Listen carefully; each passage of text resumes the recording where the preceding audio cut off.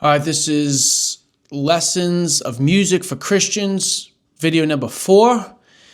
I'm making a whole playlist about this, so check it out. We'll just get right into it. Music was created in heaven by God for God. He gave it to the angels first to sing and make music and worship and praise unto him. He then, of course, gave that to man for us to do the same unto him. This was the original intent and purpose of music. Another thing that God showed me was about Satan. If you read Ezekiel 28:13, I'll read it real fast. It says, "You were in Eden, the garden of God. Every precious stone adorned you. Carnelian, chrysolite, and emerald, topaz, onyx, jasper, lapis, lazuli, turquoise, and beryl. Your settings and mountings were made of gold." So you get this image of Satan with all this jewelry implanted in him, or he's wearing it or around him. And that is exactly what he does to his artists of today. He adorns them with jewelry, with the rings, with the excessive chains in the teeth, the earrings. He's making little Lucifers from himself. When his artists, when his musical agents put all this jewelry on them, now you know where it was from, because that's who he was in heaven. And so now, since he's kicked out, he's copying that and duplicating that. Let me read this next part. When it comes to music, as long as the beat, the sound of the music works for you, most people do not even care or even know what the lyrics they are singing. Most people have no idea what the song is even about, or why the song was even written by the purpose of why it was written, by the singer of it, by the artist. And yet there they sit there or stand there with all this passion and heart, singing with all of their might and strength, and even dancing unto the beat. So you don't know the lyrics. First of all, I want to stress that most people, they don't even know most of the lyrics. They don't even know some of the words that are being pronounced. They have to go online, figure it out. Most people don't read the lyrics of a song. They don't even know what they're singing about. They're just going along with the beat, with the sound of the music, and that's good enough for them. And they start dancing, and then when the hook comes on, woo, they're gone, the whole room starts singing it. They don't even know what it's about. How many times in my personal life have I found out a song was completely different than what my mind thought it was about? Because you have a couple lyrics that stick out, and then that's what the whole song is about, because that's what you can remember. You are joining in with all of your intimate heart passion into a song written by someone who you don't even know, and they could make music of their own troubles or make music of themselves, and yet you're just willing to just totally give one of the most precious things you have, which is your ability to sing and make music and dance. And you're partying unto it, and you have no clue what you're listening to. This is blind entertainment. This is terrible. You should never do this. For those of you who are extremely health conscious, right? What do you do when you see food? You read up of its nutritional levels, or you may eat something in a box, which, whatever, but you read the ingredients. No, I can't eat that. I'm allergic to that. I can't have that. How come you don't do that for your music? Your soul, your heart, your body wasn't made for such songs. You don't read through those ingredients of the songs known as the lyrics and say, "Oh, I'm allergic to that. My soul can't handle that. I shouldn't be talking about that, let alone I'm singing about that."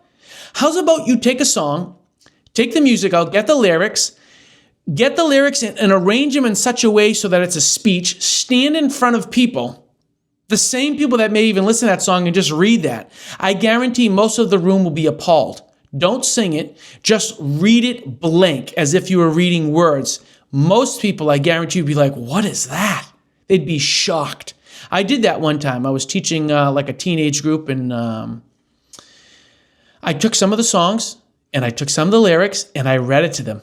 And there was a song at that time that was actually saying something against the Church of God. And here are these teens in church. Whether they were there because their parents dragged them there or they were there on their own, they were still there. And I showed them the lyrics and they were shocked. They couldn't believe what was hidden underneath the beat of the music. That is,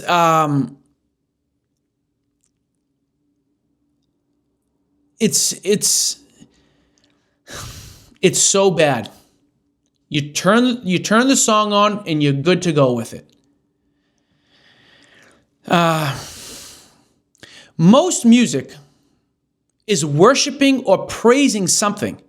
Even if it has to do with a breakup or something sad, you are now singing about that topic.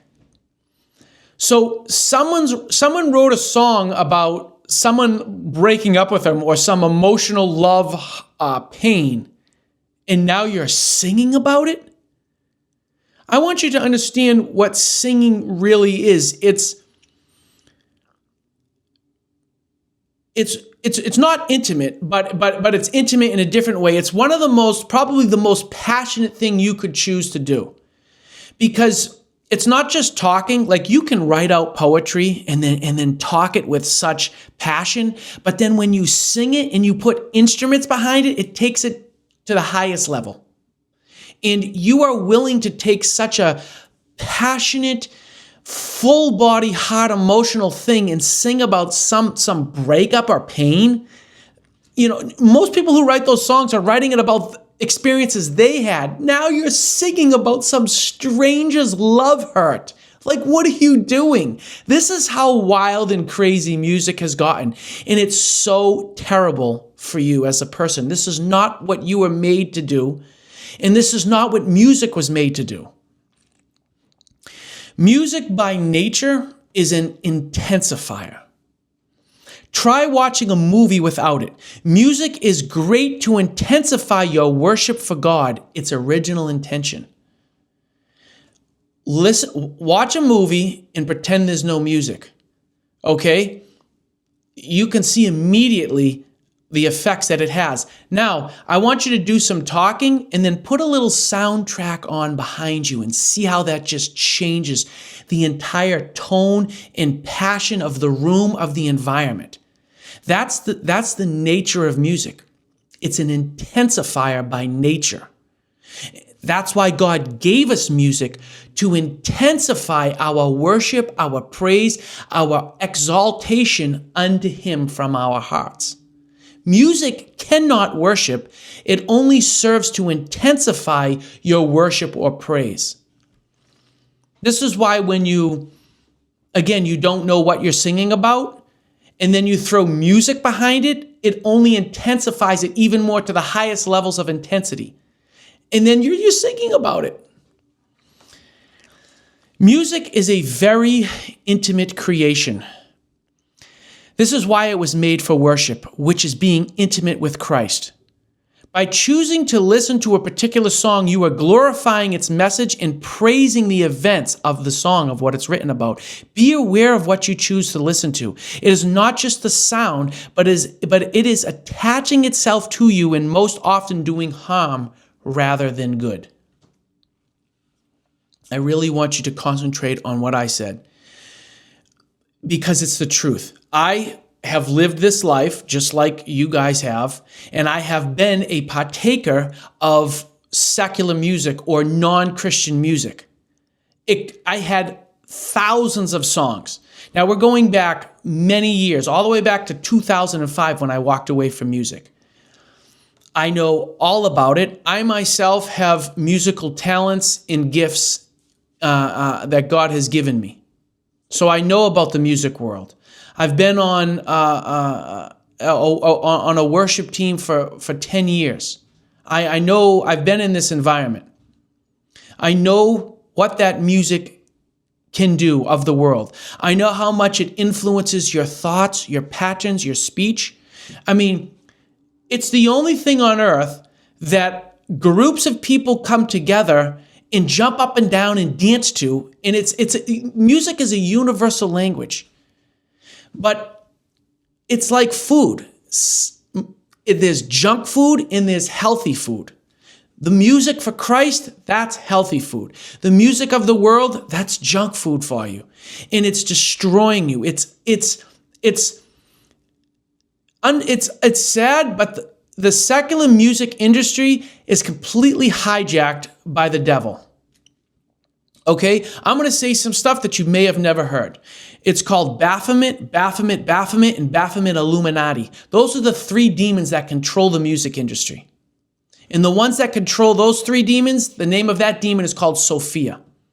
And the Baphomets that I mentioned, they receive worship from clothing and from music. And they control that industry.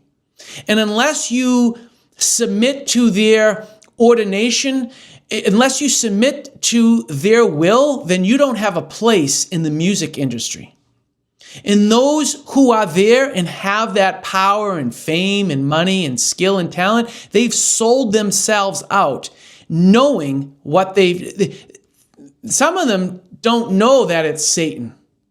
And they think that it's an angel of light that's blessing them and empowering them.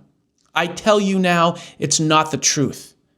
It's been hijacked. These people who have these talents and skills and gifts and abilities are misusing that for the glory of the kingdom of darkness instead of what it was made for the glory of the kingdom of God. You make a contract with the devil and he'll bless you with his blessings, which in time come with a heavy price of someone's life or your own life. This is why many artists today die young, because the one they made the contract with comes knocking for payment. This is why their lives are destroyed. Drugs, alcohol, they go mad. Let me tell you this, if you are one of them, Jesus Christ is the one who can set you free.